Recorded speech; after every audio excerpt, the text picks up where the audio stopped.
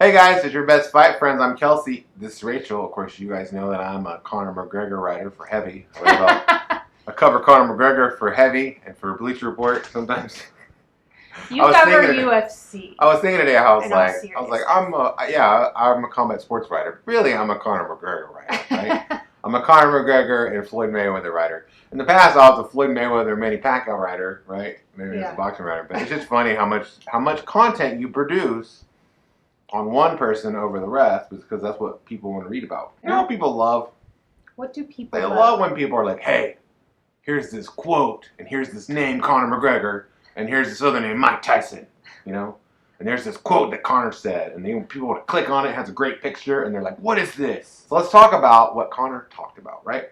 Yeah. First of all, Mike Tyson... What possibly gets Conor McGregor and Mike Tyson in the same story? Conor McGregor swears to Mike Tyson, I promise my life on it. He's saying, look, Mike Tyson, thank you for the glowing praise about my performance in August 2017 against Floyd Mayweather. And if we back up a little bit, Mike Tyson has a podcast, Hot Boxing with Mike Tyson, I think. And he lavished glowing praise on both fighters, but surprisingly, probably to a lot of people, was he really praised Conor McGregor and how he performed in that fight. To update you, I added this ESPN Ringside kind of captured all the...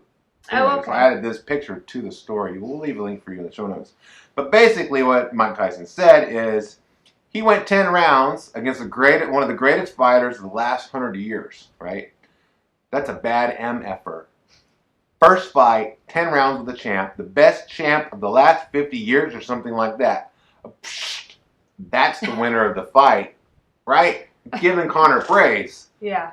I think that's great. And Conor is he's saying, I promise when I get this inevitable rematch. Yeah, he said the rematch with Floyd Mayweather, he said, which is inevitable. He called the rematch inevitable. He was like, it is unavoidable. Under the tutelage of his boxing coach, knowing that now what he knows about Floyd Mayweather, that he is for sure gonna win that fight. Guarantees gonna win that fight, baby. What do you say? He's unlocked the puzzle.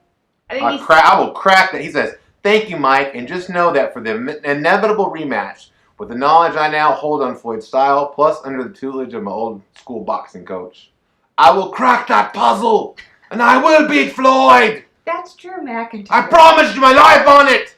It is a great to see you back, Iron Mike. The Scottish psychopath! Okay. I'm sorry, that was Drew McIntyre. I can't really do Conor's accent.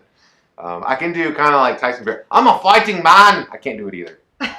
But I do it, I try. Your accents all turn into Scottish accents. And then on a long enough timeline, they all turn into the same confusing Australia thing where I'm like... Australian British. Where I'm like, this is a knife. I'm like, the dingo ate your baby. Shrimp on the Barbie. Yeah, shrimp on the Barbie. I don't know. Anyway, but I tell you what, I like that Conor wants to rematch. Hey, here in Floyd Mayweather, there's also a story about Mayweather when he was talking about, I'm retired, I'm not fighting any more professional boxers.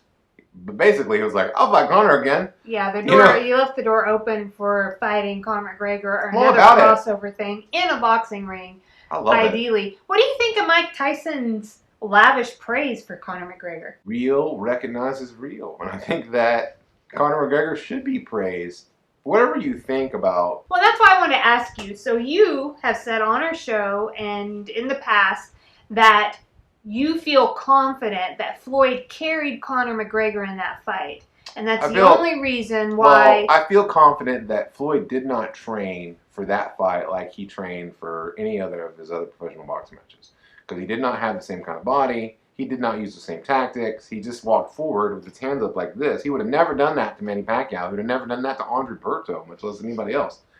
But, I mean, he went in there, and I think that Floyd expected an easier night, for sure. I don't think he, in hindsight, I think it was a rougher fight for Floyd than he expected, but that he put himself in that position.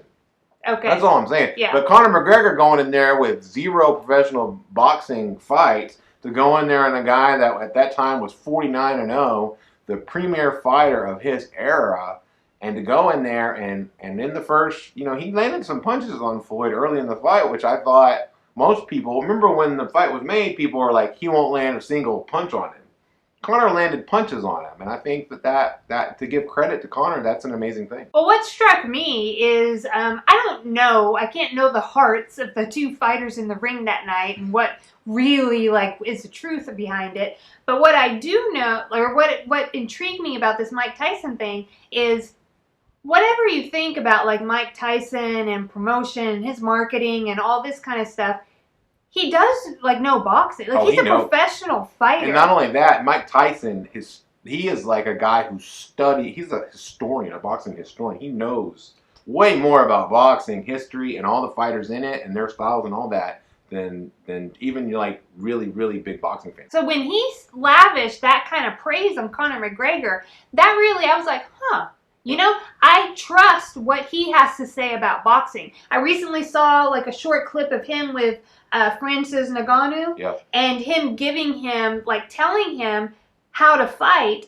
And I was like, oh, this is interesting. I saw a video a long time ago. It's not Mike Tyson, but it was Bernard Hopkins giving a young guy tips. And you could tell by what he was saying, oh, this is really good. This is gold. Same thing with Mike Tyson. So when he comments on boxing, when he gave his opinion on Conor McGregor in the ring back in 2017, I was like, oh, I'm going to stop and listen to this. Yeah. So that's what intrigued me about this. You know what else I find intriguing? What is that? Whenever I open up YouTube and I see that somebody has subscribed to our channel. It's been pretty great. It's pretty awesome. Yeah. We're so close to 1,000 subscribers. Of course, we've been so close to 1,000 subscribers for what seems like forever now. Yeah. It's been a while. Super grateful. Love making the show. Would make it anyway. We'll make it anyway.